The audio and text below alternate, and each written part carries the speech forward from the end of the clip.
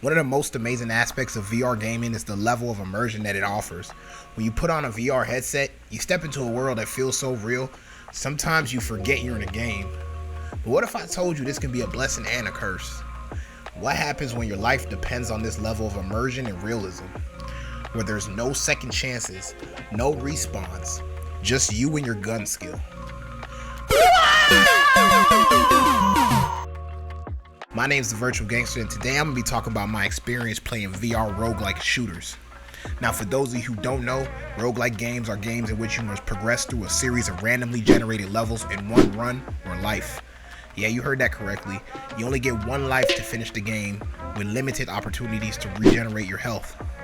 There are numerous games out there that have this archetype, both flat screen and in VR. As someone who routinely plays FPS shooters in VR, I decided to dust off my PSVR 2 headset and try out both Synapse VR and Brigade. Now let me just start off by saying both of these games are phenomenal games, and I suggest y'all try them out if y'all looking for some variety. With that being said, at my big age of 24, I have never been as frustrated when playing video games as much as I have when playing these two games. I died so many damn times mid-run, and I had to lose all of my progress and restart the game. Now, I don't know about y'all, but I'm grown as hell, and I don't have time to be gaming as much as I did when I was in school. The last thing I need is to get sent to the gulag and start the whole game over every time I make a little mistake and die. Like, whole time, it don't even be my fault, but whatever. And when you die in VR, it low-key hits a little differently, because just imagine this thing, whatever the this is, killing you in real life. Like, that's just a little wild. Alright, enough of that. So on to the games. The Brigade actually has a more realistic feel than Synapse VR. The gunplay tries to emulate the player using a real gun. The guns are physics-based and act as if they have a weight to them. So you almost always have to have two hands on the gun whenever you're engaging the enemies. Also, the most frustrating part about this game is the reloading.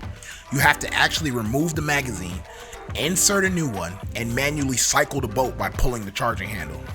Now, some of you are probably thinking like, oh, that sounds awesome, but nah, don't play yourself. I died so many times messing with these damn guns because although I executed the reload animation in real life, the game did not pick it up. Now, it's hard to point fingers. Was it my fault for not learning some sweet spot for consistent reloading? Or was it the game's fault for not being more inclusive to all types of reloads? Not to mention that the death animation for this game is beyond disrespectful. I had to try so hard not to break my controllers. Like, what is this? What is this? Now, the game uses World War II weapons by default, and you don't get any type of aiming assistance. You're basically raw dogging the gun with iron sights, which I can't for the life of me understand why they would do that. I feel like they took it a little too far and did a little bit too much. Like, I'm all for realism, but at the same time, like, I can teleport and I'm fighting whatever these are. I don't even know what these are at this point. Like, we're way past realistic. Now, Synapse, on the other hand, had more of an arcadey feel to it. Shooting and reloading was heavily simplified, allowing you to focus on the combat aspect and do cool shit like this. In Synapse, you're a lot more agile and you can pretty much climb any surface, and they allow you to sprint. Believe it or not, you can't sprint in Brigade. Like, whose idea was that? I get it, you can teleport, but it's not sprinting. And I know it sounds like I'm clowning on Brigade, but Synapse had its flaws too. The game uses the PSVR 2's eye tracking to use telekinesis to pick up the enemies, cover, or some explosive barrels. It sounds revolutionary, right? Well, kinda. I would say it was reliable about 95% of the time. However, that 5% always seemed to be when I was in a life or death situation. Another seemingly cool aspect of Synapse is that it uses the pressure sensitive triggers on the touch controllers to hold and ignite an explosive barrel. I find myself sometimes accidentally exploding the barrels even though I hadn't pulled the trigger too hard, or so I thought.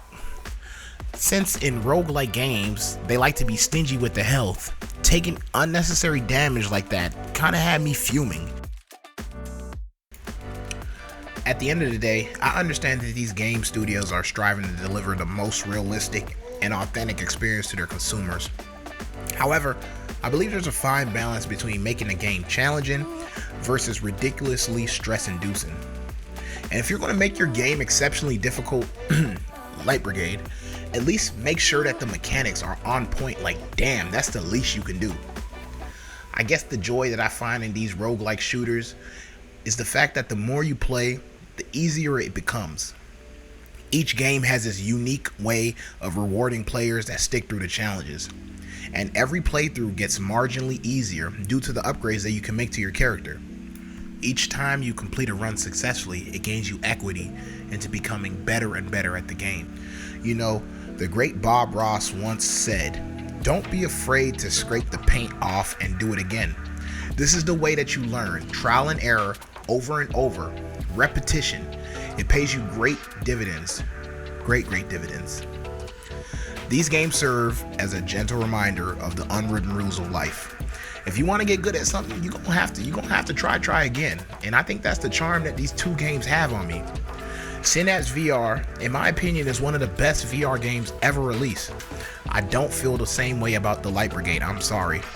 It only took me numerous deaths and multiple playthroughs for me to realize that. Anyways, I'm interested to know what you guys' opinion is on this, so drop a comment down below. Do you get frustrated and rage quit, or are the games not even that much of a challenge to you? I'm interested to hear y'all perspectives. With that being said, it's been your boy TVG. I appreciate y'all for sticking through the video, and y'all be blessed.